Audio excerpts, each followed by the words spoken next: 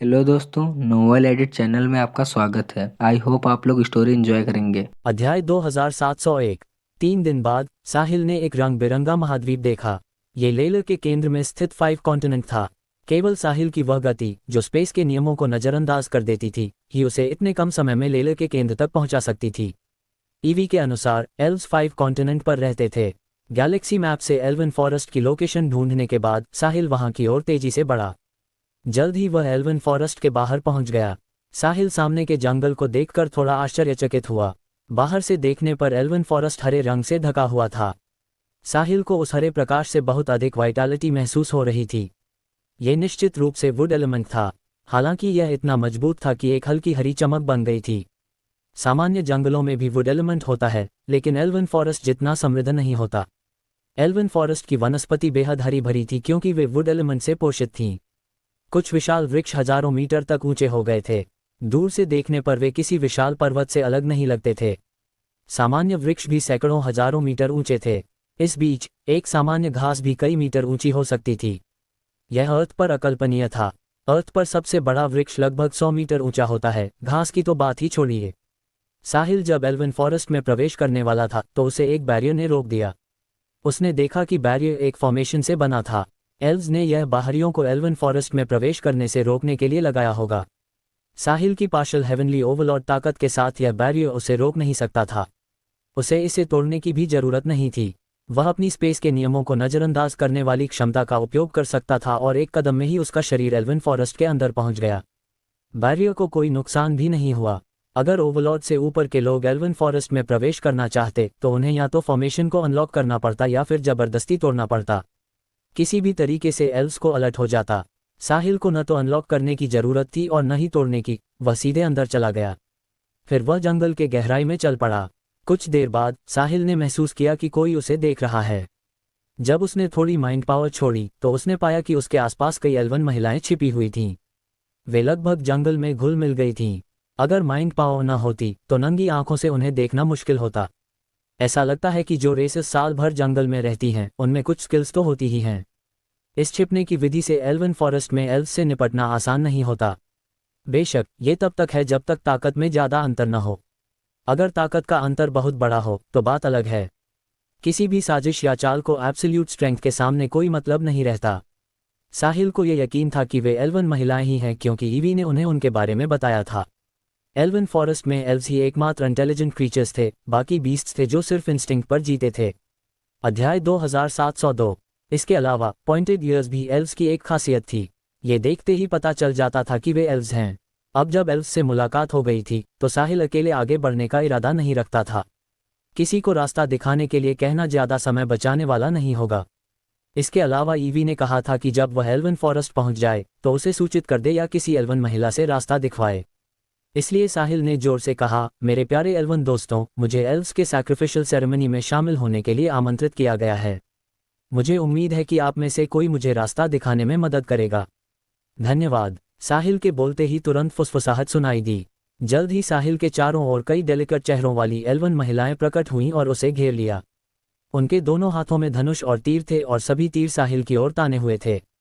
उनके तीरों की नोक पर किसी तरह का जहर लगा हुआ था। सभी इस अचानक एल्वन फॉरेस्ट में प्रकट हुए अजनबी व्यक्ति से सतर्क थीं। जो लोग एल्व्स के सैक्रिफिशियल सेरेमनी में शामिल होने आते थे उन्हें एल्वन फॉरेस्ट के बाहर इंतजार करना पड़ता था जब तक एल्व्स द्वारा भेजे गए लोग उन्हें लेने न आ जाएं। जो अचानक एल्वन फॉरेस्ट में घुस आते थे वे सेरेमनी में शामिल होने के योग्य नहीं होते थे, लेकिन वे फिर भी देखना चाहते थे, इसलिए जबरदस्ती घुसने की कोशिश करते थे। एल्व्स ने इस दौरान ऐसे कई लोगों का सामना किया था और सभी को एल्वन फॉरेस्ट से बाहर निकाल दिया था। चूंकि आपने कहा है कि आप एल्व्स के सैक्रिफिशियल सेरेमनी में शामिल होने आए हैं तो कृपया अपना इन्विटेशन दिखाएं। एक एल्वन महिला ने उदासीन स्वर में पूछा। एल्व्स द्वारा आमंत्रित हर फोर्स को सैक्रिफिशियल सेरेमनी में शामिल होने के लिए इन्विटेशन मिलता था।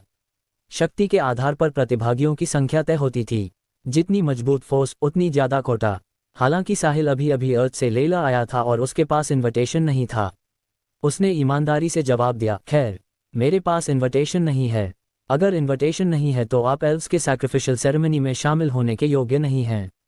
कृपया वापस उसी जगह जाएं जहां से आए हैं। अगर आप जाने से मना करते हैं तो हम जरूरी कदम उठाकर आपको बाहर निकाल देंगे। लीडिंग एल्वन महिला के बोलते ही बाकी ने अपने धनुष को और खींच लिया। अगर साहिल कोई असामान्य हरकत करता तो वे तुरंत तीर छोड़ देते। जब कई एल्वन महिलाएं साहिल से बात कर रही थीं तो उसके आसपास और भी स्पास आवाजें आने लगीं। एक पल में ही सैकड़ों एल्वन महिलाएं उसके चारों ओर इकट्ठा हो गईं। वे सभी अपने धनुष और तीर साहिल की ओर ताने हुए थीं।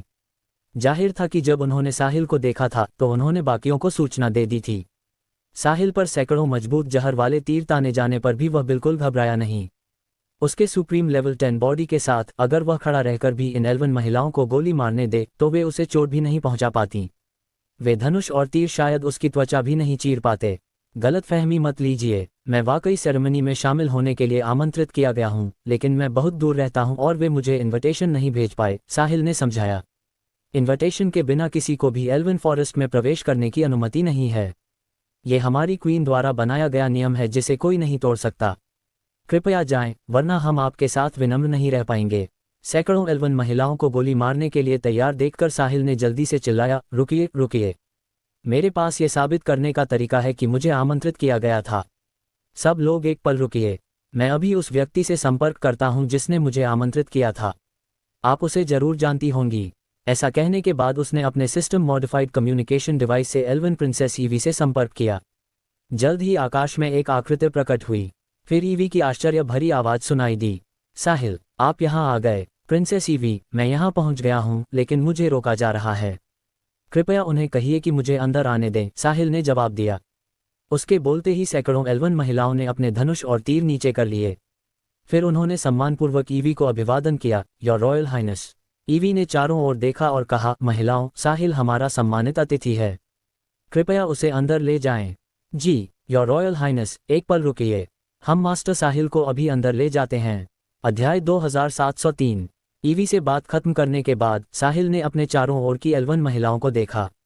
उनकी शत्रुता खत्म हो चुकी थी, इसके बजाय वे दिल से सम्मान दिखा रही थीं। ईवी एल्वन प्रिंसेस थी, इसलिए उसका दर्जा बहुत ऊंचा था। चूंकि प्रिंसेस ने कहा था कि यह व्यक्ति एल्व्स का सम्मानित अतिथि है, तो ये सच ही होगा। मास्टर साहिल, कृपया हमें क्षमा करें कि हमने असम्मानजनक व्यवहार किया। क्योंकि एल्व्स का सैक्रिफिशियल सेरेमनी नजदीक है, इस दौरान कई लोग जो आमंत्रित नहीं थे एल्वन फॉरेस्ट में घुसने की पूरी कोशिश कर रहे हैं। हमारे पास कोई चारा नहीं था, लीडिंग एल्वन महिला ने विनम्रता से समझाया। कोई बात नहीं, यह मेरी गलती थी कि मैं बिना अनुमति के एल्वन फॉरेस्ट में घुस गया। मुझे अफसोस है कि मैंने सबको इतनी परेशानी दी, साहिल ने भी विनम्रता से जवाब दिया। साहिल के चारों ओर की एल्वन महिलाएं उत्सुक नजरों से उसे देख रही थीं। यह मानव स्पष्ट रूप से साधारण नहीं था अगर प्रिंसेस ईवी उसे डिस्टिंग्विश्ड गेस्ट कह रही थी, वरना प्रिंसेस उसे ऐसा इलाज नहीं देती। आमतौर पर लेले की बड़ी फोर्सेस के वारिस जब एल्वन फॉरेस्ट आते थे तो वे विशाल समूह में आते थे, लगभग कोई अकेला नहीं आता था। इसके अलावा उनमें से प्रत्येक घमंडी स्वभाव का होता था और आंखें ऊंची रखता था। वे कभी इतनी विनम्रता से बात नहीं करते थे। ये पहली बार था जब उन्होंने इतने अच्छे स्वभाव वाले बड़े व्यक्ति से मुलाकात की, इसलिए एल्वन महिलाएं साहिल के बारे में बहुत उत्सुक थीं। इसके अलावा साहिल ने उन पर गहरा प्रभाव छोड़ा था। मास्टर साहिल, हमारी समझ के लिए धन्यवाद। सच कहूं तो आप इस तरह समझने वाले पहले बड़े व्यक्ति हैं। धन्यवाद। लीडिंग एल्वन महिला ने साहिल को झुककर प्रणाम किया। मास्टर साहिल, हमारी समझ के लिए धन्यवाद, बाकी एल्वन महिलाओं ने एक साथ कहा। उसी समय उन्होंने भी धन्यवाद में झुककर प्रणाम किया। नहीं नहीं नहीं, मैं इसके लायक नहीं हूँ। मैं कोई बड़ा व्यक्ति नहीं हूँ, मैं बस एक साधारण व्यक्ति हूँ जिसे प्रिंसेस ईवी जानती है। साहिल ने जल्दी से उन्हें रोक दिया। हालांकि एल्वन महिलाओं ने उस पर विश्वास नहीं किया। जो प्रिंसेस ईवी को जानते थे वे साधारण नहीं हो सकते थे, इसलिए वे निश्चित थे कि साहिल साधारण नहीं है। साहिल अकेला क्यों आया और बिना कुछ कहे एल्वन फॉरेस्ट में घुस गया? शायद उसे अकेले रहना पसंद है, जो असामान्य नहीं है। मास्टर साहिल, कृपया मेरे साथ चलिए, मैं आपको एल्वन फॉरेस्ट की गहराई में ले जाऊंगी। वहां एल्व्स रहते हैं। अब लेले की कई शक्तिशाली शक्तियां पहुंच चुकी हैं और मुझे विश्वास है कि आपको कुछ परिचित मिलेंगे। साहिल फिर एक एल्वन महिला के पीछे पीछे एल्वन फॉरेस्ट की गहराई में चला गया। बाकी एल्वन महिलाएं बिखर गईं और अपनी ड्यूटी पर वापस लौट गईं। दूसरी ओर एल्वन प्रिंसेस ईवी को जब पता चला कि साहिल एल्वन फॉरेस्ट पहुंच गया है तो वह उत्साह से उछल पड़ी। उसने तुरंत अपनी मां एल्वन क्वीन आइसर को बताया। जब साहिल एल्व्स के निवास स्थान पर पहुंचा तो आइसर और ईवी पहले से ही इंतजार कर रही थीं। दूर से साहिल को देखते ही ईवी खुद को रोक नहीं पाए और उसके पास दौड़ पड़ी। साहिल, ईवी खुशी से चहक उठी। प्रिंसेस ईवी, लंबे समय बाद मिले, साहिल ने मुस्कुराते हुए जवाब दिया। मुझे लगा था आप नहीं आएंगे साहिल। मैं क्यों नहीं आता? चूंकि मैंने वादा किया था, इसलिए जब तक कोई अप्रत्याशित घटना न हो मैं जरूर आता। मुझे पता था आप वादे के पक्के हैं। बिल्कुल। जब दोनों आपस में बातें कर रहे थे तब एल्वन क्वीन आइसर भी पास आए। स्वागत है मास्टर साहिल। अगर आतिथ्य में कोई कमी रह गई हो तो कृपया क्षमा करें। क्वीन आइसर, आप बहुत दयालु हैं। मास्टर साहिल, आप हमारे सम्मानित अतिथि हैं, इसलिए अगर आपके कोई अनुरोध हो तो मैं उन्हें पूरा करूंगी। अध्याय 2704। ये तो छोटी मोटी बात है। क्वीन आइसर और प्रिंसेस ईवी, आपको इसे दिल पर नहीं लेना चाहिए। साहिल ने बार बार हाथ हिलाए। मास्टर साहिल, आप गलत हैं। आपके लिए ये छोटी बात हो सकती है, लेकिन एल्व्स के लिए यह बहुत बड़ी बात है। साहिल को गाइड करने वाली एल्वन महिला पास खड़ी पूरी तरह स्तब्ध थी। मास्टर साहिल कौन है? प्रिंसेस और क्वीन खुद उन्हें स्वागत करने आईं। पूरे लेलर में शायद ही कोई फोर्सेस हों जिन्हें ऐसा इलाज मिले, है ना?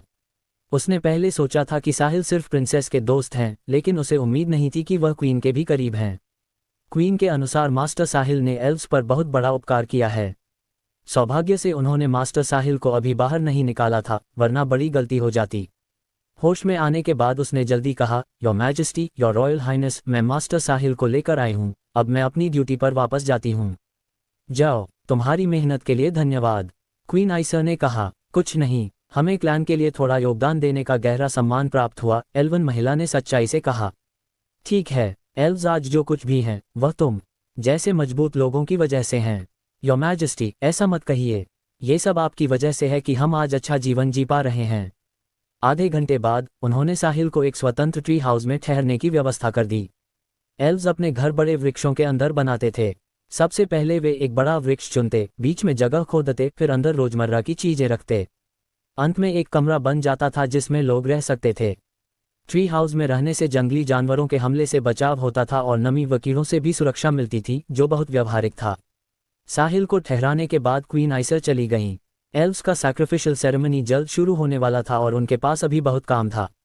अब जब साहिल आ गया था तो वह योजना अमल में लानी ही थी। एल्व्स क्या बदला ले पाएंगे और विंजेंस को कीमत चुकानी पड़ेगी, यह इस योजना की सफलता पर निर्भर था। हालांकि सबसे महत्वपूर्ण बात यह थी कि साहिल के पीछे की फोर्सेस विंजेंस को हरा सकती हैं या नहीं। ईवी रुक गई और साहिल को एल्व्स तथा एल्वन फॉरेस्ट की कुछ बेसिक जानकारी बताने लगी। चूंकि एल्व्स का सैक्रिफिशियल सेरेमनी नजदीक था, इसलिए लेलर की सभी प्रमुख फोर्सेस के लोग मौजूद थे। एल्वन फॉरेस्ट में इतने सारे लोगों के आने से एल्व्स पर कोई बोझ नहीं पड़ा। एल्वन फॉरेस्ट वुड एलिमेंट से पोषित था, इसलिए वहां बहुत सारे बड़े वृक्ष थे और प्रत्येक बड़े वृक्ष में कई ट्री हाउसेस बनाए जा सकते थे ताकि सब रह सकें। साहिल जिस इलाके में था वह वहां का गेस्ट रिसीव करने वाला क्षेत्र था और साहिल का ट्री हाउस उस इलाके के सबसे बड़े वृक्षों में से एक था। जितना बड़ा ट्री हाउस उतना ज्यादा सम्मानित अतिथि। साहिल से कुछ दूरी पर कुछ बड़े वृक्षों में लेलर की टॉप फोर्सेस के वारिस एल्वन महिलाओं द्वारा दी जा रही विशेष सेवाओं का आनंद ले रहे थे। ये एल्वन महिलाएं क्लैन द्वारा विशेष रूप से प्रशिक्षित थीं। वे बचपन से ही ह्यूमंस को प्रसन्न करना सीखती थीं। ये व्यवस्था आइसर के एल्वन क्वीन बनने के बाद लागू हुई थी और यही एक महत्वपूर्ण कारण था कि एल्व्स आज इस मुकाम पर हैं। शुरुआत में एल्व्स को संदेह था। उन्हें समझ नहीं आता था कि उन्हें ये घृणित चीजें क्यों सीखनी पड़ रही हैं और ह्यूमंस को प्रसन्न क्यों करना पड़ रहा है। जैसे जैसे लेलर में एल्व्स की स्थिति बेहतर होती गई, वे आइसर के अच्छे इरादे को समझने लगे और संदेह धीरे धीरे खत्म हो गया। अध्याय 2705। साहिल के एल्वन फॉरेस्ट पहुंचने के बाद ईवी उसके साथ रहकर दृश्यों का आनंद लेने लगी। इससे एल्व्स के अंदर काफी चर्चा होने लगी। सब सोच रहे थे कि यह लड़का कौन है।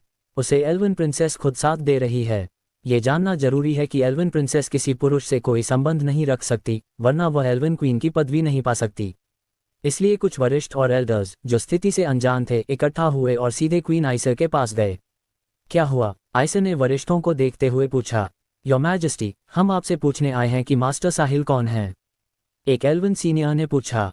तुम अचानक ये सवाल क्यों पूछ रहे हो? क्योंकि हम जानना चाहते हैं कि वह कौन है और प्रिंसेस ईवी उसके साथ इस तरह कैसे घूम रही है। मैं समझ गया। मैंने ईवी को साहिल के साथ रहने की अनुमति दी है और ईवी को भी कोई आपत्ति नहीं है, इसलिए वह उसके साथ गई है। योर मैजेस्टी, एल्वन प्रिंसेस किसी पुरुष से कोई संबंध नहीं रख सकती। यह एल्व्स के लिए अपमान है। मुझे उम्मीद है कि आप प्रिंसेस ईवी को वापस बुला लेंगी। अब सैक्रिफिशियल सेरेमनी नजदीक है। लेलर की कई शक्तिशाली शक्तियां यहाँ हैं। अगर यह बात बाहर फैल गई तो एल्व्स बहुत शर्मिंदा होंगे, एक जिद्दी एल्डर ने कहा। हे, अपमान! क्या हम पिछले कई सालों से पर्याप्त अपमानित नहीं हुए? हमें शिकार की तरह पकड़ा जाता था और फिर लेले के विभिन्न स्थानों पर बेच दिया जाता था, जहां हमें यातना देकर मार दिया जाता था। बताओ, इससे बड़ा अपमान क्या हो सकता है? उस समय तुम क्यों आगे नहीं आए? आयशा ने व्यंग्य से कहा। वह इन जिद्दी एल्डर्स से बहुत समय से नाराज थी जो सीनियरिटी का फायदा उठाते थे। वे पुरानी और अप्रचलित विचारधारा को थामे रहते थे और कहते थे कि यह एल्व्स के हित में है। जब आयशा ने पहली बार एल्वन क्वीन का पद संभाला था, तो वह पूरी आज़ादी से बड़े बदलाव करना चाहती थी, लेकिन इन जिद्दी एल्डर्स ने रोक दिया। कुछ भी करने की अनुमति नहीं थी और नतीजा ये हुआ कि आयशा बहुत सीमित रह गई। बाद में उसके पास कोई चारा नहीं बचा सिवाय एल्डर्स काउंसिल से सीधे टकराने के। या तो वह एल्वन क्वीन पद छोड़ देती या पद पर बनी रहती, लेकिन एक ही शर्त थी कि क्लैन में सभी को उसके फैसलों का पालन करना होगा। उस समय एल्वन क्वीन के लिए कोई दूसरा उम्मीदवार नहीं था। अंततः एल्डर्स काउंसिल की विचार विमर्श के बाद आयशा को एल्वन क्वीन बने रहने की अनुमति मिली और एल्व्स को उनके फैसलों का पालन करना पड़ा। इसके बाद क्लैन में कई सुधार हुए और अंततः एल्व्स आज जो हैं, बन गए। अगर कोई दूसरा क्वीन उम्मीदवार होता तो एल्व्स शायद आज इस मुकाम तक न पहुंच पाते। संक्षेप में कहें तो जब तक वे जिद्दी एल्डर्स और एल्डर्स काउंसिल मौजूद रहते, क्लैन कभी विकसित नहीं हो पाता। इसलिए आयशा उनसे नफरत करती थी। वे हर चीज में दखल देना चाहते थे। वह जिद्दी एल्डर जो आयशा से सवाल कर रहा था, चुप हो गया। योर मैजेस्टी, कृपया शांत हो जाएं। हम बस ये जानना चाहते हैं कि आप प्रिंसेस ईवी को इस तथाकथित मास्टर साहिल के साथ रहने क्यों दे रही हैं? एक अन्य वरिष्ठ सदस्य ने पूछा। क्यों? क्या मुझे जो भी करती हूं तुम्हें रिपोर्ट करना जरूरी है? बस अपने काम से काम रखो और मेरे मामलों में दखल मत दो। तुम्हें बस इतना जानना है कि मैं जो भी करती हूं वह एल्व्स के लिए है। आयशा ने गहरी और शांत आवाज में कहा। खैर, पुराने एल्डर्स एक दूसरे को देखने लगे और उन्हें पता नहीं था कि क्या करें। आयशा पहले वाली एल्वन क्वीन से कहीं बेहतर थी क्योंकि उसने एल्व्स के लिए वास्तव में बहुत बड़ा योगदान दिया था। अध्याय 2706। आयशा को असंख्य एल्व्स द्वारा सम्मान और पूजा मिलती थी। अगर आयशा न होती तो एल्व्स आज भी दयनीय हालत में होते। हालांकि वे आयशा के कुछ कामों से सहमत नहीं थे, जैसे बचपन से एल्वन महिलाओं को ह्यूमंस को प्रसन्न करना सिखाना, जिसे वे अपमानजनक और एंसेस्ट्रल टीचिंग्स के खिलाफ मानते थे, लेकिन उन्हें यह स्वीकार करना पड़ता था कि एल्व्स की तरक्की इसी वजह से हुई है। शिकार बनाए जाने के अंधेरे दिन हमेशा के लिए खत्म हो गए। पहले असंख्य व्यापारी एल्वन फॉरेस्ट के बाहर इकट्ठा होते थे और इंतजार करते थे कि शिकारी एल्वन महिलाओं को लेकर आएं। वे उन्हें ऊंची कीमत पर खरीदते और लेलर के विभिन्न स्थानों पर बेच देते थे। विंजन्स ने एल्व्स के अस्थायी ठिकाने की खोज कर ली थी, जिसके परिणामस्वरूप एक बार में दसियों हजार एल्वन महिलाओं को मार डाला गया था। नजारा इतना क्रूर था, फिर भी अब लेलर की सभी प्रमुख फोर्सेज ने एल्वन महिलाओं की बिक्री पर प्रतिबंध लगा दिया है।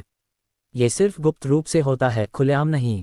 ये सब आयशा की वजह से हुआ है। ऐसी एल्वन क्वीन के सामने जिसने एल्व्स का भाग्य बदल दिया, वे जिद्दी एल्डर्स ज्यादा दूर तक नहीं जा सकते थे। इसके अलावा एल्डर्स काउंसिल भी आयशा का समर्थन करता था, इसलिए वे और भी ज्यादा डरते थे कि कहीं आयशा नाराज न हो जाएं। बेशक, हमें पता है कि योर मैजेस्टी जो भी करती हैं वह एल्व्स के लिए है। इसमें कोई संदेह नहीं है। बस यह है कि न सिर्फ हमारे लोग देख रहे हैं कि प्रिंसेस ईवी मास्टर साहिल के साथ एल्वन फॉरेस्ट में घूम रही है, बल्कि लेलर की प्रमुख फोर्सेस के वारिस भी ये देख रहे हैं। अगर वे पूछेंगे तो हमारे लिए समझाना मुश्किल होगा, एक एल्वन वरिष्ठ सदस्य ने कड़वी मुस्कान के साथ कहा। चिंता मत करो, मैं इस मामले को संभाल लूंगी, लेकिन उससे पहले मैं तुम्हें अपनी योजना नहीं बता सकती। तुम्हें मास्टर साहिल की पहचान अपने आप पता चल जाएगी। आयशा का लहजा भी नर्म हो गया। अब जब योर मैजेस्टी ने ऐसा कह दिया है तो हम चले जाते हैं। मुझे उम्मीद है कि योर मैजेस्टी इसे जल्दी संभाल लेंगी और बाहरी लोगों को कोई बहाना नहीं मिलेगा। लेलर की टॉप फोर्सेस के वारिस पहले से ही एक दूसरे से असंतुष्ट हैं। अगर उन्हें पता चला कि प्रिंसेस ईवी हमेशा एक युवक के साथ है, तो वे भी ऐसा ही अनुरोध करेंगे और फिर संभालना मुश्किल हो जाएगा। मैं समझ गई। वरिष्ठ और जिद्दी एल्डर्स चले गए और आयशा अकेली रह गई। उसने इस बारे में नहीं सोचा था। लेलर की प्रमुख फोर्सेस के वारिस आपस में तुलना कर रहे थे, प्रतिस्पर्धा कर रहे थे और असंतुष्ट थे। साहिल भी एक बड़ी फोर्स द्वारा गुप्त रूप से पाला गया वारिस था, लेकिन वह ज्यादा प्रसिद्ध नहीं था। अगर अन्य फोर्सेस के वारिसों को पता चला कि एल्वन प्रिंसेस साहिल के साथ है, तो वे जो खुद को इतना ऊंचा समझते हैं, क्या वे ऐसा भेदभाव बर्दाश्त करेंगे? वे निश्चित रूप से एल्व्स से ऐसा ही अनुरोध करेंगे। अगर उस समय आयशा ने मना किया तो वह दूसरी पार्टी को नाराज कर देगी। आयशा गहरे विचार में पड़ गई। ऐसा लगता है कि उसे ईवी को याद दिलाना होगा कि वह साहिल के साथ ज्यादा दिखाई न दे। इसके अलावा आयशा को योजना को तेज करना होगा और इसे और देर नहीं करनी चाहिए। जब L1 queen Ayesha counter measures के बारे में सोच रही थी, उसी समय ईवी का रास्ता एल्वन फॉरेस्ट के एक कैन्यन में साहिल को ले जाते समय रोक दिया गया। अध्याय 2707। एल्वन फॉरेस्ट की गहराई में एक बड़ा कैन्यन था। यह एल्वन फॉरेस्ट का एकमात्र स्थान था जहां विशाल वृक्ष सूरज को नहीं रोकते थे। पूरे कैन्यन में तरह तरह के फूल और पौधे थे और दृश्य बहुत मनोरम था। ईवी को अकेले वहां जाना पसंद था। हालांकि इस दौरान लेले की प्रमुख फोर्सेस के लोग एल्वन फॉरेस्ट में सैक्रिफिशियल सेरेमनी की तैयारी के लिए आ रहे थे, इसलिए एल्वन प्रिंसेस होने के नाते ईवी ज़्यादा बाहर नहीं निकल रही थी। एल्व्स ने शुरू में सख्ती से बाहरियों को एल्वन फॉरेस्ट में इधर उधर घूमने से मना किया था, लेकिन ये सिर्फ छोटी फोर्सेस वालों पर लागू हो सकता था। सच्ची बड़ी फोर्सेस नियमों का पालन नहीं करती थीं। उनके लिए एल्व्स सिर्फ एक छोटा क्लैन था, एक चींटी जैसी शक्ति। वे एल्वन फॉरेस्ट में आकर पहले ही एल्व्स को सम्मान दे चुके थे, तो वे उन्हें घूमने से कैसे रोक सकते थे। ये बिल्कुल बेतुका था, इसलिए वे एल्वन फॉरेस्ट में खुलेआम घूमते रहे। एल्व्स उनके खिलाफ कुछ नहीं कर सकते थे, इसलिए उन्होंने अगला सबसे अच्छा उपाय किया। उन्होंने क्लैन के फॉरबिडन एरियाज की सूची बना दी ताकि कोई उनके पास न पहुंच सके। दूसरी जगहों पर वे जहां चाहे जा सकते थे, इसलिए जो लोग एल्वन फॉरेस्ट में खुलेआम घूम रहे थे वे लेला में रैंक वाली शक्तिशाली फोर्सेस थे। ग्रैंड कैन्यन ईवी का पसंदीदा स्थान था, इसलिए वह स्वाभाविक रूप से साहिल को यहां लाना चाहती थी ताकि वह सुंदर दृश्यों का आनंद ले सके। अप्रत्याशित रूप से जैसे ही वे ग्रैंड कैन्यन पर पहुंचे, उन्हें बाहरियों का एक समूह मिल गया। उनमें लगभग 20 लोग थे। जो कोई एल्वन फॉरेस्ट में 20 लोगों को ला सकता था, वह लेले की शक्तिशाली फोर्सेस में से एक था। एल्व्स द्वारा भेजे गए इन्विटेशन में लोगों की संख्या 5 स्तरों में बांटी गई थी। सबसे शक्तिशाली 30 लोग ला सकते थे, उसके बाद 20 लोग, फिर 10 लोग, 5 लोग और अंत में 3 लोग। स्पष्ट था कि यह समूह दूसरे स्तर में था, इसलिए वे भी ऐसी श्रेणी में आते थे जिनसे पंगा नहीं लेना चाहिए। ईवी का रास्ता रोक दिया गया था और वह परेशानी नहीं चाहती थी। वह साहिल को लेकर साइड में जाना चाहती थी और इंतजार करना चाहती थी कि लोग चले जाएं तो फिर आगे बढ़ें। हालांकि दूसरी पार्टी ने उन्हें मौका नहीं दिया। लड़के, तुम किस फोर्स से हो? तुम्हें इतनी खूबसूरत एल्वन महिला कैसे मिल गई? वह मेरे पास वाली से कहीं बेहतर है। बताओ, तुमने उसे कैसे हासिल किया? लीडिंग युवक ने पूछा। उसने साहिल और ईवी को रोकने की हिम्मत इसलिए की क्योंकि वे अकेले थे और उसे देखते ही साइड में हो गए थे। अगर साहिल के साथ 30 लोगों का समूह होता तो वह कभी उन्हें उकसाने की हिम्मत नहीं करता और खुद ही रास्ता दे देता। जो फोर्स 30 लोग एल्वन फॉरेस्ट में ला सकती थी, वह ऐसी नहीं थी जिससे छेड़छाड़ की जा सके। एल्वन प्रिंसेस होने के नाते ईवी अन्य एल्वन महिलाओं से ऊंचे स्तर की थी। यही कारण था कि एल्वन क्वीन आइसर ने उसे सख्ती से कहा था कि वह कैजुअली बाहर न निकले ताकि लेले की प्रमुख फोर्सेस के वारिस उसे देखकर परेशानी न खड़ी करें। साहिल ने उस युवक को पूरी तरह नज़रअंदाज कर दिया। वे सिर्फ चींटियां थे, इसलिए वे उसके ध्यान के लायक नहीं थे। यहाँ तक कि इन लोगों के एल्डर्स आएं तो वे सिर्फ थोड़े मजबूत चींटियां होते और फिर भी चींटियां ही रहते। जब युवक ने देखा कि साहिल उसे नज़रअंदाज कर रहा है तो उसके दिल में गुस्से की आग भड़क उठी। लड़के, मैं एफकन तुमसे सवाल पूछ रहा हूँ। क्या तुम गूंगा हो? क्या तुम मानते हो कि मैं तुम्हें वाकई गूंगा बना दूंगा? गाली सुनते ही साहिल ने आंखें सिकुड़ी और उस बदतमीज को सबक सिखाने वाला था। वह उसे सिखाना चाहता था कि वह कुछ भी कह नहीं सकता। अध्याय 2708। उसे यह सिखाना चाहिए था कि इतनी आसानी से गाली नहीं देनी चाहिए। उसे कुछ शब्दों के लिए कीमत चुकानी पड़ती है। हालांकि साहिल कार्रवाई करने से पहले ही उसने ईवी की आवाज़ सुनी। सर, कृपया शांत हो जाएं। साहिल और मैं अच्छे दोस्त हैं। हमारे बीच वैसा संबंध नहीं है जैसा आप सोच रहे हैं। इसके अलावा मैं एल्व्स द्वारा असाइंड महिलाओं में से नहीं हूँ, इसलिए कृपया हमें जाने दें। ओह, तुम असाइंड नहीं हो? इसका मतलब तुम अभी तक अनटच्ड हो। युवक की आंखें आश्चर्य से चमक उठीं। यह इतना बड़ा उपहार था कि इतनी खूबसूरत एल्वन महिला अभी तक अनटच्ड थी। वह इस मौके को हाथ से जाने नहीं दे सकता था, वरना उसे जिंदगी भर पछतावा होता। उसने बहुत सारे वारिसों में से खुद को अलग करके एल्व्स के सैक्रिफिशियल सेरेमनी में शामिल होने का मौका पाया था, इसलिए उसे अवसर को हाथ से जाने नहीं देना था। सर, हमारे नियम है कि मेरे जैसी एल्वन महिला जिसे स्पेशल ट्रेनिंग नहीं दी गई, वह ह्यूमंस के साथ कोई फिजिकल कांटेक्ट नहीं रख सकती। कृपया मुझे क्षमा करें, सर, ईवी ने विनम्रता से कहा। बेशक वह समझ रही थी कि दूसरी पार्टी का मतलब क्या है। वह ये भी अच्छी तरह जानती थी कि एल्व्स को आज जो अच्छा जीवन मिला है वह आसान नहीं था। ये सब उसकी माँ एल्वन क्वीन के व्यक्तिगत दौरे और वादों की वजह से हुआ था। इसलिए उसे कोशिश करनी चाहिए कि इन शक्तिशाली लोगों को नाराज न किया जाए ताकि माँ को परेशानी न हो। नियम तोड़े जा सकते हैं। तुम पहले तो हमें एल्वन फॉरेस्ट में घूमने भी नहीं देती थी, लेकिन अब देखो नियम बदल गए ना। जब तक तुम मेरे साथ चलो, मैं वादा करता हूं कि तुम्हारे क्लैन के नियम बदलवा दूंगा। कैसा रहेगा? युवक ने उत्सुकता से पूछा। जब सभी एल्वन फॉरेस्ट में पहली बार आए थे तो उनका मुख्य उद्देश्य सैक्रिफिशियल सेरेमनी में शामिल होना नहीं था, बल्कि एल्वन महिलाओं की सेवाओं का आनंद लेना था। ऐसी खूबसूरत एल्वन महिला को छोड़ना कितना अफसोस की बात होगी। वह सामने वाली सबसे खूबसूरत एल्वन महिला को अपने पास ले जाना चाहता था और धीरे धीरे उसका आनंद लेना चाहता था। क्षमा करें सर, मैं आपकी बात मान नहीं सकती। ये नियम एल्वन क्वीन द्वारा बनाया गया है, इसलिए कोई इसे नहीं तोड़ सकता। अगर मैं हाँ कह दूं तो मुझे क्लैन से निकाल दिया जाएगा। ईवी ने सिर हिलाया। इसका मतलब है कि अगर एल्वन क्वीन सहमत हो जाएं तो तुम मेरे साथ आ सकती हो। हमारी क्वीन ऐसा कभी सहमत नहीं होंगी, ईवी ने यकीन से जवाब दिया। ऐसा जरूरी नहीं है, अगर ऐसा है तो मैं तुम्हारे लिए मुश्किल खड़ी कर दूंगा। चलो साथ में एल्वन क्वीन के पास चलते हैं और देखते हैं कि वह सहमत है या नहीं। बेशक ईवी युवक की मांग पूरी नहीं करना चाहती थी। उसे यकीन था कि उसकी मां सहमत नहीं होंगी। आखिरकार वह एल्वन प्रिंसेस थी। दूसरी पार्टी सिर्फ दूसरी स्तर की फोर्स से थी। यहाँ तक कि अगर वह पहली स्तर की फोर्स से होता तब भी एल्व्स उसे एल्वन प्रिंसेस नहीं देते। ईवी नहीं जाना चाहती थी क्योंकि वह साहिल को ग्रैंड कैन्यन का दृश्य दिखाने की अपनी योजना बिगाड़ना नहीं चाहती थी। सर, मैं सिर्फ एक साधारण एल्वन महिला हूँ।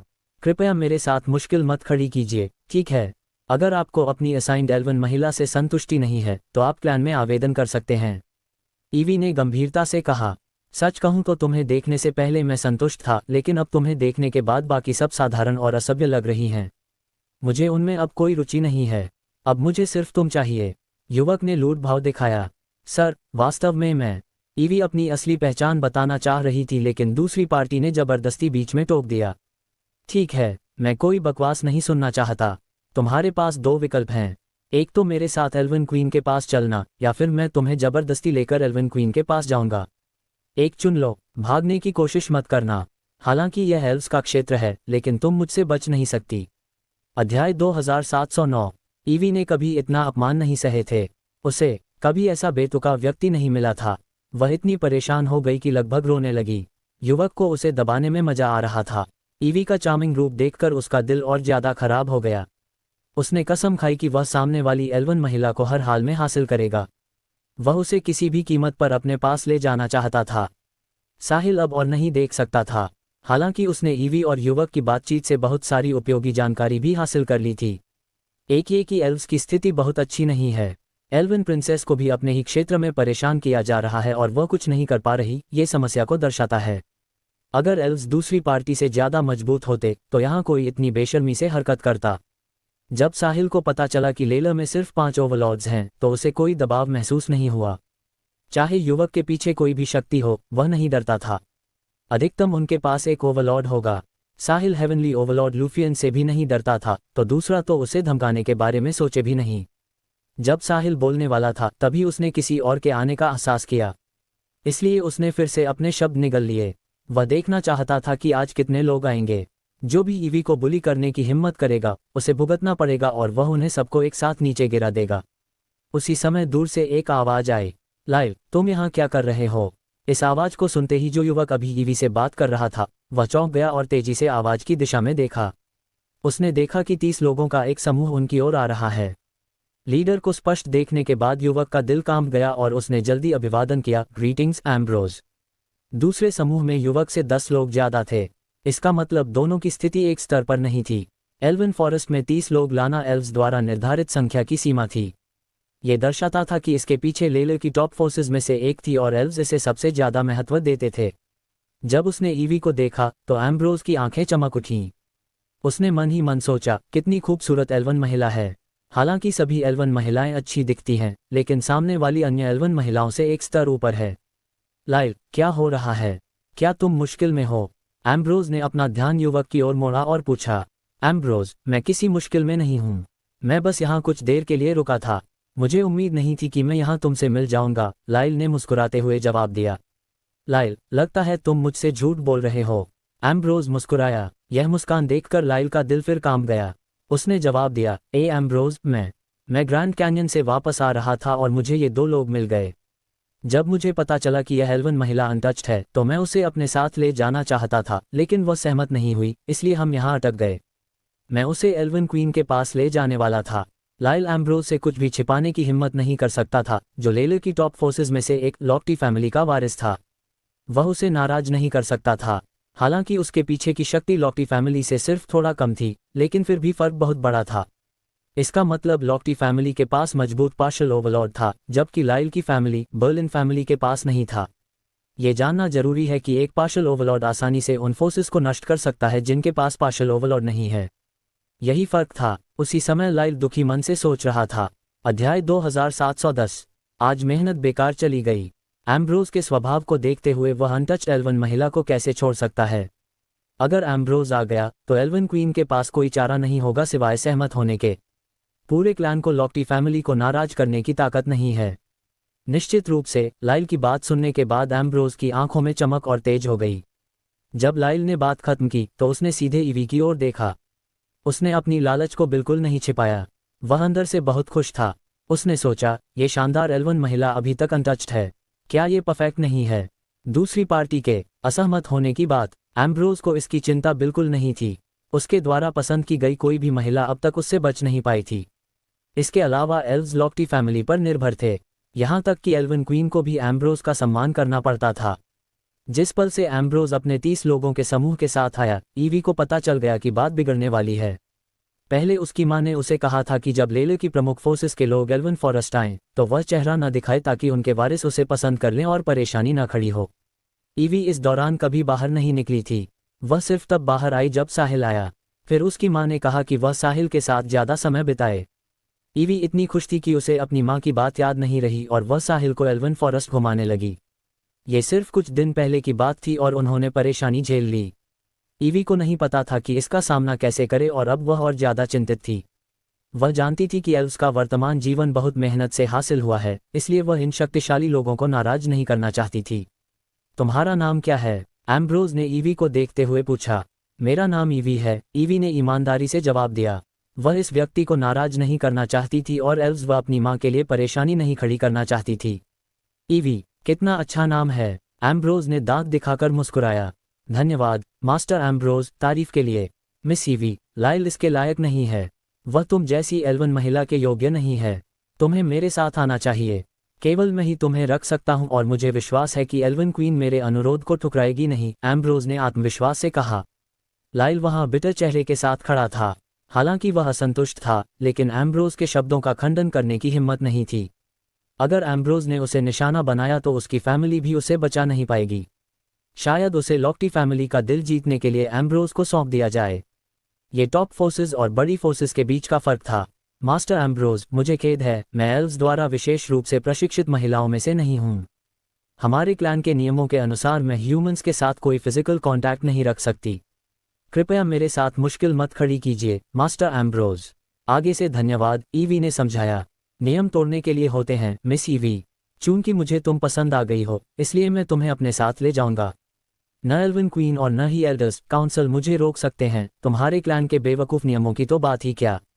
मास्टर एम्ब्रोज, कृपया मुझे मजबूर मत कीजिए। ईवी की आवाज़ बहुत धीमी थी। वह रोने के कगार पर थी। अगर उसे पहले पता होता तो वह साहिल को ग्रैंड कैन्यन के दूसरे रास्ते से ले जाती।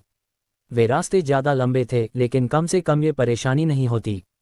इसके अलावा ईवी साहिल के आने से इतनी खुश थी कि वह ज़्यादा भूलक्कड़ हो गई थी।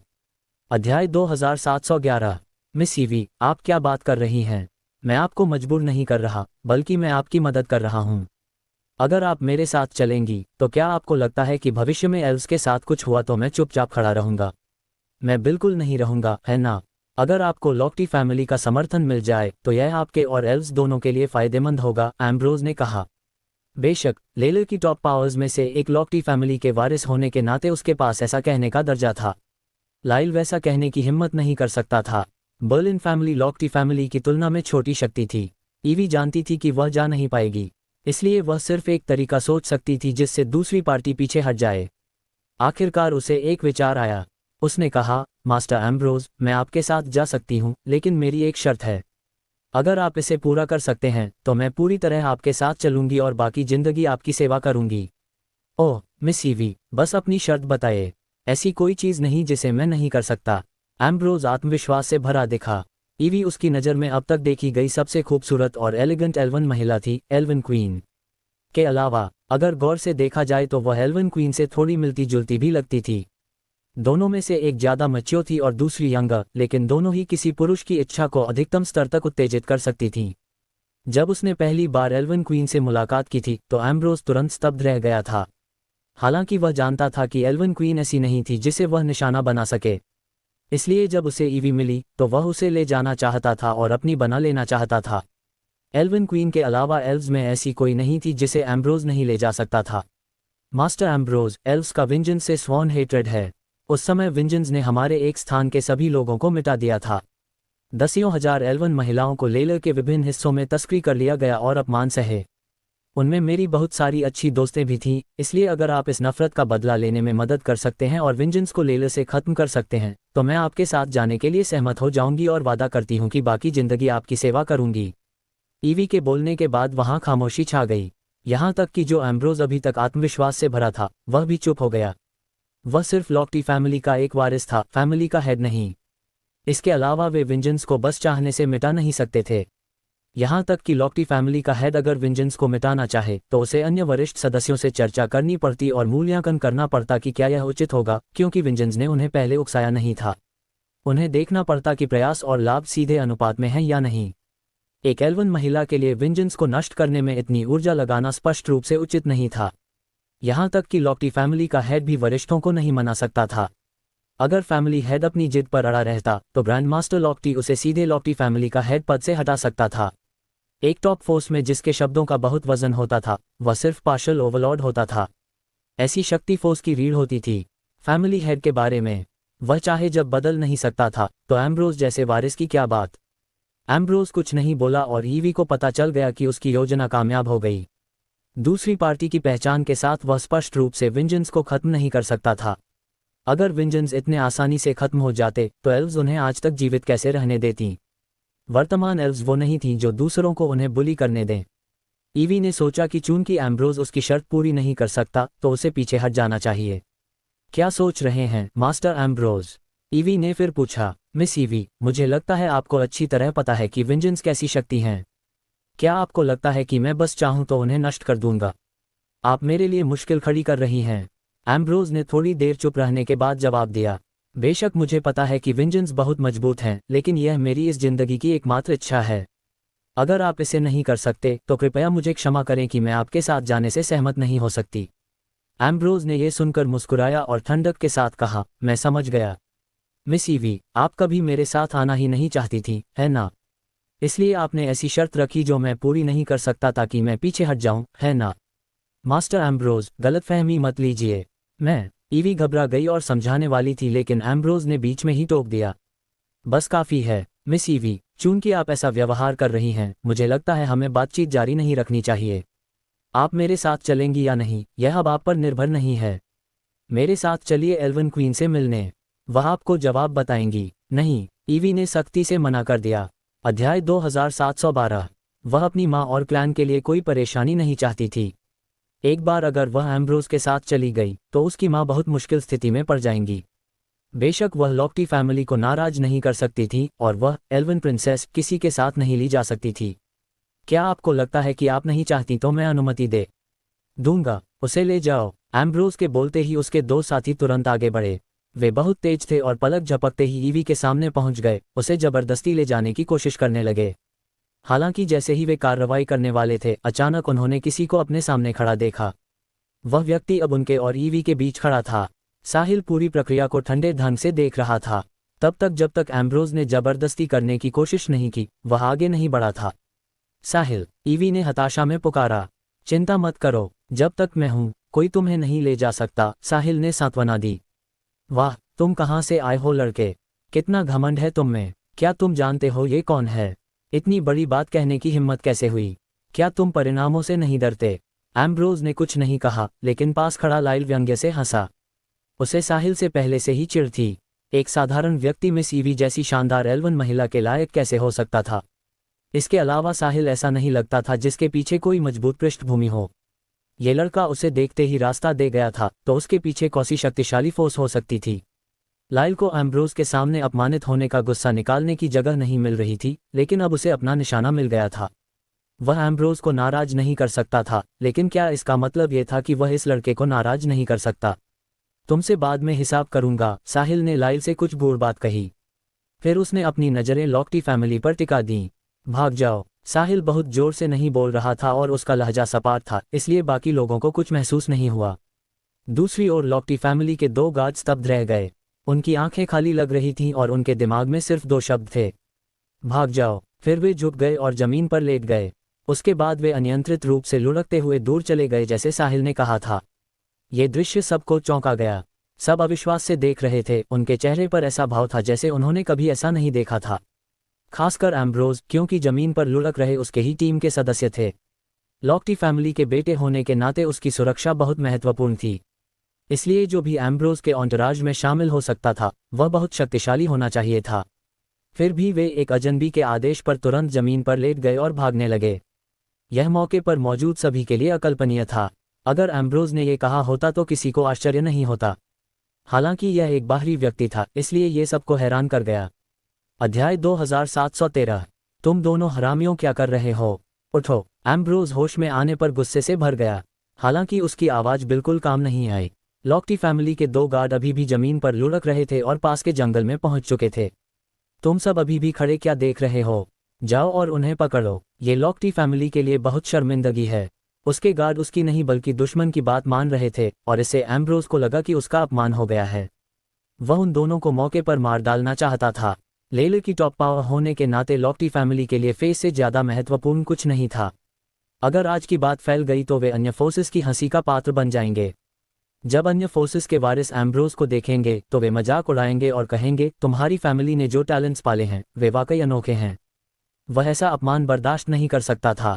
जी मास्टर एम्ब्रोज। लॉक्टी फैमिली के दो और सदस्य लुढ़कते लोगों की ओर दौड़े और उन्हें उठाने की कोशिश करने लगे।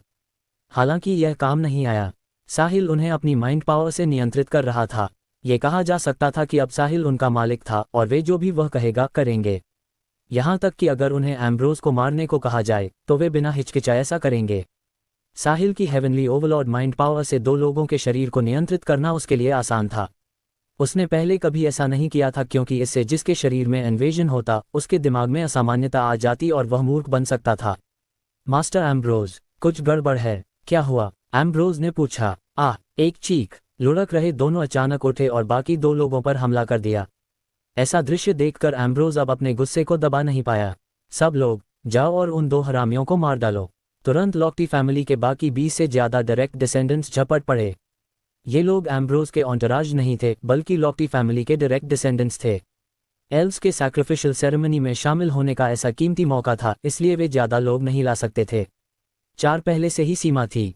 बाकी 20 से ज्यादा लोग लॉक्टी फैमिली के डायरेक्ट डिसेंडेंट्स थे जो आमतौर पर एम्ब्रोज का समर्थन करते थे। इस बार एम्ब्रोज को एल्व्स के सेरेमनी में आने का मौका मिला था, इसलिए वह कुछ डायरेक्ट डिसेंडेंट्स को भी साथ लाया था जो उसका अनुसरण करते थे। सीधे शब्दों में कहें तो वह उन्हें अपने पक्ष में करने की कोशिश कर रहा था। आखिरकार एम्ब्रोज लॉक्टी फैमिली का एकमात्र वारिस नहीं था। अन्य वारिस भी हेड के पद के लिए उससे प्रतिस्पर्धा कर रहे थे। अगर वह अंतिम विजेता बनना चाहता था तो उसे लॉक्टी फैमिली के अन्य डायरेक्ट डिसेंडेंट्स का समर्थन चाहिए था।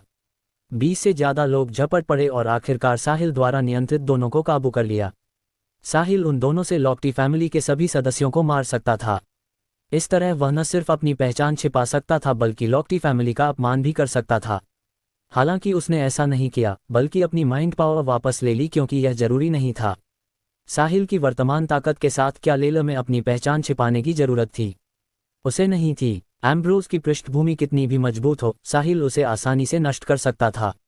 जिसके पास ताकत होती है उसे आत्मविश्वास भी होता है। लॉक्टी फैमिली के एंटोराज के दो लोग साहिल के नियंत्रण से मुक्त हुए और बेहोश हो गए। शायद वे कभी जागरे भी नहीं। अगर जाग भी गए तो शायद मूर्ख बन जाएं। यह माइंड पावर के शरीर में इन्वेजन का परिणाम था। दो बेहोश लोगों को देखकर एम्ब्रोज गुस्से से भर गया। अध्याय 2714। हालांकि उसे समझ नहीं आया कि क्या हुआ, लेकिन साहिल नाम के उस लड़के ने जरूर उन दोनों के साथ कुछ किया था, वरना उसके आसपास के लोग कभी ऐसा नहीं करते क्योंकि उनकी सख्त जांच हुई थी। हालांकि एम्ब्रोज अब उसकी परवाह नहीं कर सकता था। उसे पहले गुस्सा निकालना था। उसने दो बेहोश शरीरों पर जोर से लात मारी। लात मारते हुए वह चिल्लाया, हरामी, कचरा। वह थकने तक नहीं रुका। इस अचानक बदलाव ने बर्लिन फैमिली को भी हैरान कर दिया। जो कोई भी मूर्ख नहीं था वह देख सकता था कि अभी जो कुछ हुआ वह साहिल के 2 शब्दों से आया था, भाग जाओ। वह एम्ब्रोज के लोगों को अपनी बात मनवा सकता था। ऐसी विधि न कभी देखी गई थी और न सुनी गई थी। केवल ओवरलॉर्ड रेल्म और उससे ऊपर की माइंड पावर वाले ही बिना चेतावनी के दूसरों के शरीर में इन्वेजन कर सकते थे, चुपचाप नियंत्रण ले सकते थे और यह सुनिश्चित कर सकते थे कि व्यक्ति मरे नहीं। फिर भी लेला में कुल कितने ओवरलॉर्ड्स थे? इसलिए ये सामान्य था कि उन्होंने ऐसा पहले कभी नहीं देखा था। लाइल अब हताशा से वहां से भागना चाहता था। अगर साहिल के पास ऐसी क्षमता थी तो वह साधारण नहीं था। जब देवता लड़ते हैं तो आम लोग ही पीड़ित होते हैं। वह पीड़ित नहीं बनना चाहता था। लाइल को अब याद आया कि उसने एम्ब्रोज के लिए कितना पक्ष लिया था और वह खुद को थप्पड़ मारना चाहता था। जब उसका कोई लेना देना नहीं था तो उसने नाक क्यों अड़ाए। ईवी साहिल के पीछे खड़ी थी। वह भी समझ नहीं पा रही थी कि लॉक्टी फैमिली के लोग साहिल की बात क्यों मान रहे थे। साहिल ने सिर्फ भाग जाओ कहा था और वे दोनों आज्ञाकारी बनकर चले गए। वे इतने आज्ञाकारी लग रहे थे। एम्ब्रोज के गुस्सा निकालने के बाद अब वह साहिल को तिरस्कार से नहीं देख रहा था, बल्कि उसकी नज़र में गंभीरता थी। लॉक्टी फैमिली के सबसे बड़े बेटे होने के नाते वह हेड पद का मजबूत दावेदार था। उसे लगा था कि उसके पास पर्याप्त अनुभव है, लेकिन उसने कभी ऐसी अजीब विधि नहीं देखी थी। तुम्हारा नाम साहिल है ना? एम्ब्रोज ने पूछा। उसने ईवी को उसे साहिल कहते सुना था। हाँ, साहिल ने सरलता से जवाब दिया। तुमने मेरे लोगों पर कौन सी चाल चली कि वे तुम्हारी बात मानने लगे? मैंने सिर्फ उन्हें भागने को कहा और वे भाग गए। वे बहुत आज्ञाकारी थे। तुम्हारी फैमिली ने उन्हें बहुत अच्छे से सिखाया है। तुम वाकई बड़ी फैमिली हो। साहिल ने कंधे उचकाए। पफ। ईवी अपनी हंसी नहीं रोक पाए। तुम लॉक्टी फैमिली से दुश्मनी मोल लेना चाहते हो, है ना? एम्ब्रोज ने साहिल को घूरा। क्यों? क्या तुम्हारी फैमिली बहुत शक्तिशाली है? बेशक, मेरी फैमिली लेलर की टॉप फोर्सेस में से एक है। तो तुम क्या सोचते हो? एम्ब्रोज ने गर्व से कहा। ओह, लेलर की टॉप फोर्सेस में से एक? तो लेलर के 5 रूलर्स में से कौन तुम्हारा समर्थन कर रहा है? लूफियन, सिल्वियो या एलोरा या बाकी दो? साहिल ने उत्सुकता से पूछा। वह सिर्फ लेलर के 5 रूलर्स में से 3 के नाम जानता था। साहिल ने सोचा था कि चूंकि लॉक्टी फैमिली लेलर की टॉप फोर्स है तो निश्चित रूप से लेलर के सबसे मजबूत में से एक उनका समर्थन कर रहा होगा। उसी समय लेलर के 5 रूलर्स लेलर में सबसे मजबूत थे, इसलिए लॉक्टी फैमिली का समर्थन उनमें से किसी एक का हो सकता था। उसे पता नहीं था कि लेलर के 5 रूलर्स बहुत लंबे समय से जीवन के मामलों में ध्यान नहीं देते थे। वे हमेशा गुप्त रूप से लेलर की रक्षा के लिए एकांत में रहते थे। 5 रूलर्स सिर्फ तब सामने आते थे जब बड़े पैमाने पर युद्ध छिड़ जाए और लेलर में बहुत आंतरिक कलह हो या जब लेलर की सुरक्षा को खतरा हो। सामान्य रूप से उन्हें देखना लगभग असंभव था। यहाँ तक कि पार्शल ओवरलॉर्ड्स के लिए भी उन्हें देखना बहुत मुश्किल था।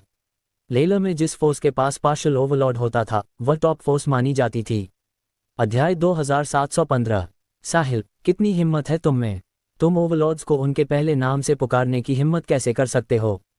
तुम जिंदगी से थक गए हो। अगर तुम मरना चाहते हो तो मुझे मत घसीटो। मैंने कभी नहीं कहा कि कोई ओवरलॉर्ड मेरा समर्थन कर रहा है। ओवरलॉर्ड्स के नाम लेना कैपिटल क्राइम है। सबको पता है कि 5 ओवरलॉर्ड्स कई सालों से दुनिया के मामलों में शामिल नहीं हैं। वे सिर्फ तब सामने आते हैं जब लेलर संकट में हो या गंभीर आंतरिक कलह हो। अगर तुम मुझे नुकसान पहुंचाना चाहते हो तो कम से कम कोई विश्वसनीय बहाना तो लाओ। एम्ब्रोज ने साहिल पर चिल्लाया। ओवरलॉर्ड्स के नाम लेना बहुत गंभीर हो सकता था। जब तक ये बात फैली नहीं तब तक ठीक था। अगर ओवरलॉर्ड्स के कानों तक पहुंच गई तो लॉक्टी फैमिली भी उसे नहीं बचा सकती थी। तो तुम्हारे पास कोई ओवरलॉर्ड का समर्थन नहीं है और फिर भी तुम अपनी फैमिली को लेलर की टॉप फोर्स कहते हो। तुम्हारे पास ओवरलॉर्ड भी नहीं है। ये कैसी टॉप फोर्स है? साहिल ने जवाब दिया। साहिल, मुझे लगता है तुम जानबूझकर मुझे चिढ़ा रहे हो। जाओ और लेलर की दर्जनों टॉप फोर्सेस से पूछो कि उनमें से किसके पास ओवरलॉर्ड है। तुम्हारे शब्दों ने सभी को अपमानित कर दिया है। क्या तुमने कभी यह नहीं सोचा कि ऐसा कहने के परिणाम क्या होंगे? और यह कि तुमने सीधे ओवरलॉर्ड्स को उनके पहले नाम से पुकारा है, ये लेलर के 2 टबूस का उल्लंघन है। तुम्हारे पीछे कितनी भी शक्तिशाली फोर्स हो, अब लेलर में तुम्हारे लिए कोई जगह नहीं रहेगी, एम्ब्रोज ने व्यंग्य से धमकाया। उसके शब्दों ने साहिल को लेलर की सामान्य शक्ति संरचना समझा दी। सबसे पहले सबसे मजबूत निश्चित रूप से लेलर के 5 रूलर्स थे। वे सेक्युलर वर्ल्ड से अलग हो चुके थे। वे अलूफ थे और उनका दर्जा ट्रांसेंडेंट था, इसलिए वे वर्ल्डली स्ट्रगल्स में हिस्सा नहीं लेते थे और उनकी कोई अपनी फोर्स नहीं थी। फिर दर्जनों टॉप फोर्सेस थीं, जिनमें सभी के पास पार्शल ओवरलॉर्ड्स थे। यानी लेलर में कम से कम दर्जनों पार्शल ओवरलॉर्ड्स थे। कितने हैं ये कहना मुश्किल था, शायद सैकड़ों। आखिरकार कुछ टॉप फोर्सेस के पास एक से ज़्यादा पार्शल ओवरलॉर्ड भी थे। इसके नीचे कुछ सेकंड और थर्ड रेट फोर्सेस थी जिनके पास डेटीज थे। साहिल को विशिष्ट विभाजन नहीं पता था, लेकिन उसे समझने की जरूरत भी नहीं थी। एम्ब्रोज के अनुसार उसने सिर्फ एक शब्द से लेलर की दर्जनों टॉप फोर्सेस को अपमानित कर दिया था, लेकिन साहिल को इसकी कोई परवाह नहीं थी। तो क्या हुआ अगर उसने उन्हें अपमानित किया? वह पार्शल ओवरलॉर्ड्स को बहुत पहले ही नज़रअंदाज कर चुका था। जो भी उसके खिलाफ जाता उसे मार डालता। वे उसके लिए चींटियों से अलग नहीं थे। साहिल लेले की शक्ति संरचना के बारे में सोच रहा था। बाहर से वह शांत दिख रहा था। इससे एम्ब्रोज को लगा कि उसकी धमकी काम कर गई है, इसलिए वह और ज्यादा घमंडी हो गया। साहिल, अगर तुम समझदार हो तो मेरे सामने घुटने टेक कर माफी मांगो। उसके बाद तुम मुझे अपना वह तरीका सौंप दो जिससे तुम चुपचाप दूसरों के शरीर को नियंत्रित करते हो। इस तरह मैं आज की बात गुप्त रखूंगा और तुम्हें जिंदा रहने का मौका दूंगा, वरना एक बार यह बात फैल गई तो तुम लेले की सभी फोर्सेस के पब्लिक एनिमी बन जाओगे और उस समय लेले में तुम्हारा स्वागत नहीं होगा। एम्ब्रोज ने धमकी जारी रखी। उसे साहिल का वह अजीब तरीका बहुत पसंद आया था जिससे वह सिर्फ एक शब्द से दूसरों के शरीर को नियंत्रित कर लेता था। जिसे भी वह भागने को कहता वह आज्ञाकारी बनकर जमीन पर लेट जाता और लुढ़कने लगता। ये कितना शानदार और दबंग होता। अगर वह इसे सीख ले तो किसी भी घमंडी को बस भागने को कह देगा। यह न सिर्फ उसे अनफैथमेबल बनाएगा बल्कि घमंडी व्यक्ति का अपमान भी करेगा। उसके बाद वे उसके सामने चेहरा नहीं दिखा पाएंगे। सिर्फ सोचकर ही वह उत्साहित हो रहा था। एम्ब्रोज के शब्दों ने साहिल के पीछे खड़ी एल्वन प्रिंसेस ईवी को तुरंत तनावग्रस्त कर दिया और वह साहिल के लिए चिंतित हो गई। हालांकि उसकी मां ने कहा था कि साहिल की पहचान साधारण नहीं है और उसके पीछे प्रभावशाली पृष्ठभूमि है, लेकिन अगर दर्जनों फोर्सेस और 5 ओवरलॉर्ड्स उसके खिलाफ हो जाएं तो ये बेकार हो जाएगा। कोई उसकी मदद नहीं कर सकता था और कोई मदद करने की हिम्मत भी नहीं करेगा। घबराहट में ईवी ने अनजाने में साहिल की आस्तीन खींच ली। वह साहिल को बताना चाहती थी कि उन्हें एम्ब्रोज को आज की बात फैलाने नहीं देना चाहिए, वरना परिणाम बहुत गंभीर होंगे। साहिल गहरे विचार में था और एम्ब्रोज के शब्दों पर विचार कर रहा था। किसी के खींचने का एहसास होने पर उसने ईवी की ओर देखा। जब उसने ईवी की आंखों में चिंता देखी तो उसने उसे आश्वस्त करने वाली मुस्कान दी ताकि वह उसके बारे में चिंता न करे। उसी समय उसने चुपचाप थोड़ी माइंड पावर छोड़ी। अध्याय 2716। ईवी ने साहिल की मुस्कान देखी और किसी कारण से उसके तनावपूर्ण नर्व्स तुरंत ढीले पड़ गए। ऐसा लगता था कि साहिल की मुस्कान उसे एक अजीब सुरक्षा का एहसास देती थी। बेशक इसमें उसकी माइंड पावर भी भूमिका निभा रही थी। ईवी को सांत्वना देने के बाद साहिल मुड़ा और एम्ब्रोज को देखा। उसकी मूल रूप से चिकित्सकीय मुस्कान अब तिरस्कार भरी हो गई थी। फिर उसने एक सवाल पूछा जिससे एम्ब्रोज कंफ्यूज्ड हो गया। एम्ब्रोज, क्या तुम जानते हो कि तुम किसको धमकी दे रहे हो? एम्ब्रोज को प्रतिक्रिया करने में कुछ समय लगा। साहिल के शब्दों का मतलब स्पष्ट था। साहिल की पहचान और पृष्ठभूमि असाधारण थी, वरना वह एम्ब्रोज से ऐसा सवाल कैसे पूछ सकता था। हालांकि एम्ब्रोज को जो कंफ्यूज कर रहा था वह ये था कि चाहे साहिल की पहचान और पृष्ठभूमि कितनी भी मजबूत हो, क्या वह लेले की दर्जनों टॉप फोर्सेस से ज्यादा मजबूत हो सकता था? और 5 लेले रूलर्स से?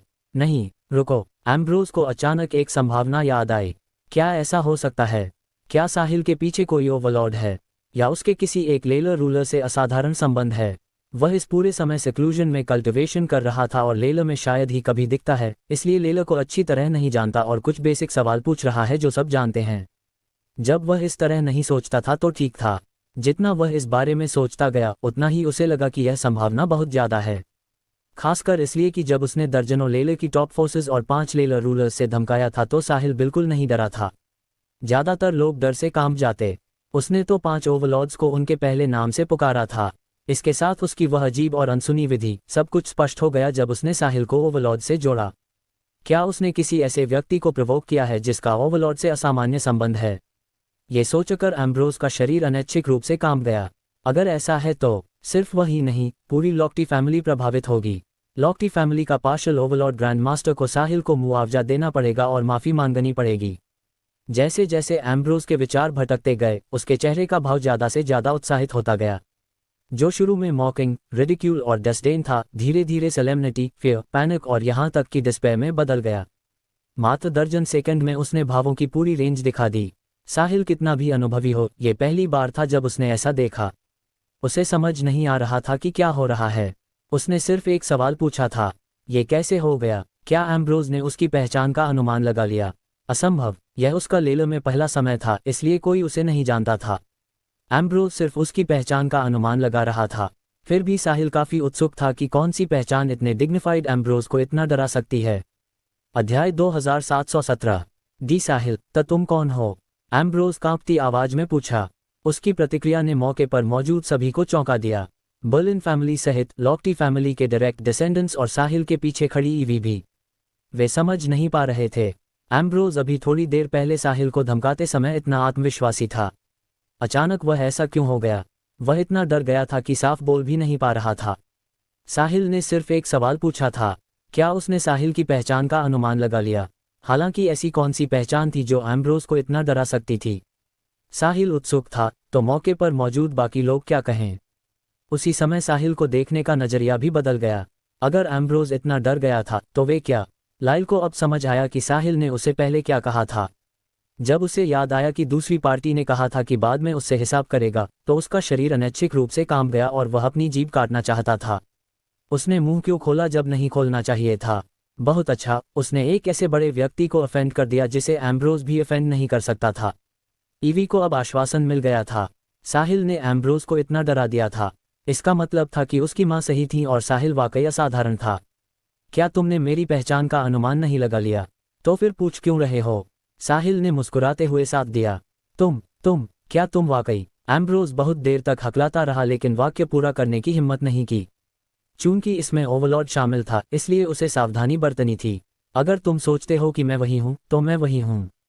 साहिल मुस्कुराया। वास्तव में उसे पता नहीं था कि एम्ब्रोज क्या बात कर रहा है। हालांकि गलत होने पर भी कोई फर्क नहीं पड़ता था।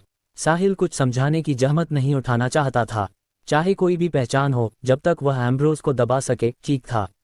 यह उसका पहला समय था यहाँ। अगर उसे एक्ट नहीं करना पड़े तो वह नहीं करेगा। मुख्य चिंता ये थी कि अगर उसने एक्ट करने का फैसला किया तो वह अपनी ताकत नियंत्रित नहीं कर पाएगा। या तो वह दूसरी पार्टी को डिसेबल कर देगा या मार डालेगा। कम से कम गंभीर रूप से घायल तो कर ही देगा।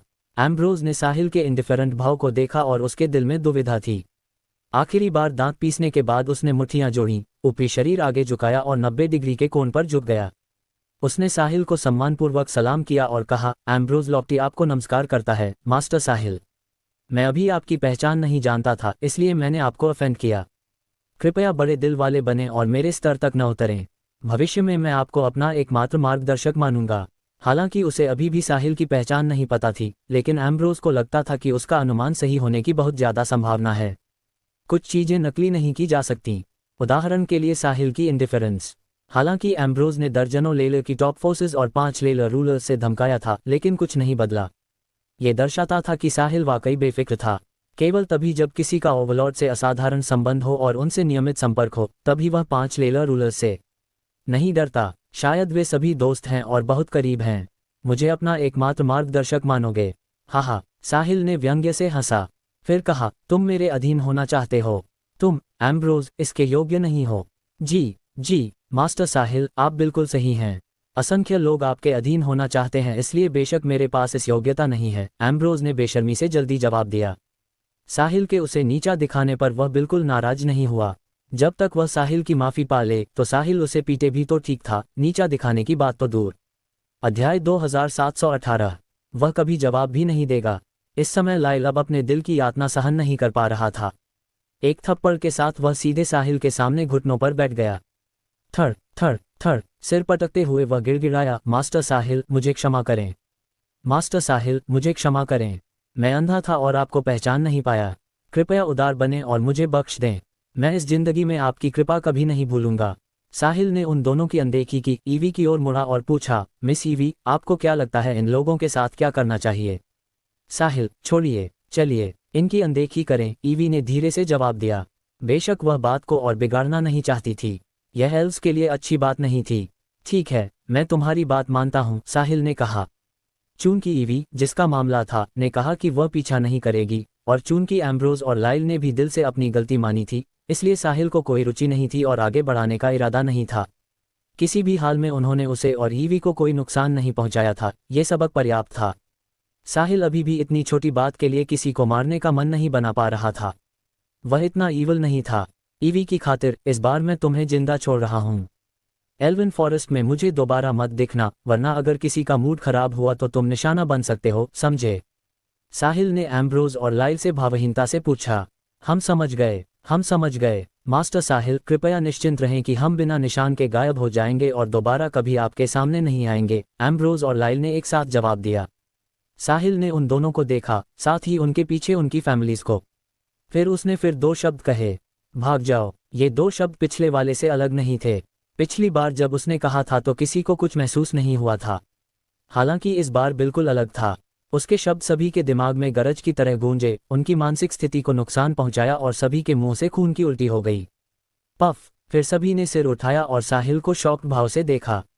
कितनी ताकतवर! 2 शब्दों से दर्जनों लोग गंभीर रूप से घायल हो गए।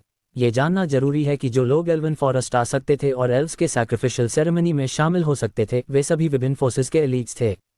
फिर भी साहिल के सामने वे बिल्कुल प्रतिरोध नहीं कर पाए। इसके अलावा साहिल इतना युवा दिखता था, इसलिए ऐसा लगता था कि एम्ब्रोस का अनुमान सही था। साहिल के पीछे निश्चित रूप से कोई मॉन्स्ट्रस पृष्ठभूमि थी। मिस ईवी, चलिए। साहिल ने ईवी का हाथ पकड़ा और आगे बढ़ा। ईवी साहिल के साथ चली, उसके चेहरे पर लज्जा थी जो उसकी खूबसूरत चेहरे के साथ और भी आकर्षक लग रही थी। एम्ब्रोस और बाकी जो पहले उन्हें रोक रहे थे, सभी रेंग कर साइड में हो गए और उन्हें रास्ता दे दिया। जैसे ही साहिल और ईवी गायब हुए, सभी ने राहत की सांस ली। अंतिम पलों में साहिल ने उन पर बहुत ज्यादा दबाव डाला था। वे ऐसा दबाव सिर्फ अपने ग्रैंड मास्टर्स के सामने महसूस करते थे। एम्ब्रोस बहुत खुश था। सौभाग्य से उसने साहिल की पहचान जल्दी अनुमान लगा ली और समय पर माफी मांग ली, वरना शायद वह एल्वन फॉरेस्ट से बाहर न निकल पाता। न सिर्फ इतना, बल्कि वह लॉक्टी फैमिली पर भी विपत्ति ला सकता था। कौन सोच सकता था कि एल्वन फॉरेस्ट में कोई ऐसा लड़का आएगा जिसका ओवरलॉर्ड से करीबी संबंध है। ऐसा लगता था कि इस बार वापस लौटने के बाद उसे अपनी फैमिली को ये खबर बतानी होगी ताकि वे एल्व्स के प्रति अपना रवैया बदल सकें। साहिल की मदद से एल्व्स लेले की सबसे लोकप्रिय शक्ति बनने वाली थीं। अध्याय 2719। साहिल और ईवी ग्रैंड कैन्यन पर पहुंचे और साहिल साइकेडेलिक दृश्य से चकित रह गया। उसे उम्मीद नहीं थी कि एल्वन फॉरेस्ट में ऐसा कोई स्वर्ग होगा। ये कई छोटे जानवरों और कीड़ों का भी राज्य था। जैसे ही ईवी पहुंची, अनगिनत छोटे जानवर और कीड़े जैसे बटरफ्लाइज उसके चारों ओर मंडराने लगे। जाहिर था कि वे एक दूसरे से बहुत परिचित थे। ग्रैंड कैन्यन पर पहुंचते ही ईवी ने खुद को पूरी तरह छोड़ दिया। उसने पहले की अप्रिय घटना पूरी तरह भुला दी और रंग बिरंगे कीड़ों के साथ नाचने लगी। साहिल सामने के चित्र में स्वर्ग और उसके सामने नाचती खूबसूरत लड़की को देखकर बहुत प्रसन्न महसूस कर रहा था। खूबसूरत चीजें चाहे लोग हों या परिदृश्य, कौन नहीं पसंद करता। हालांकि यह सुंदरता उसकी नहीं थी, फिर भी साहिल बहुत रिलैक्स्ड महसूस कर रहा था। वास्तव में अगर वह चाहता तो ये सब उसका हो सकता था।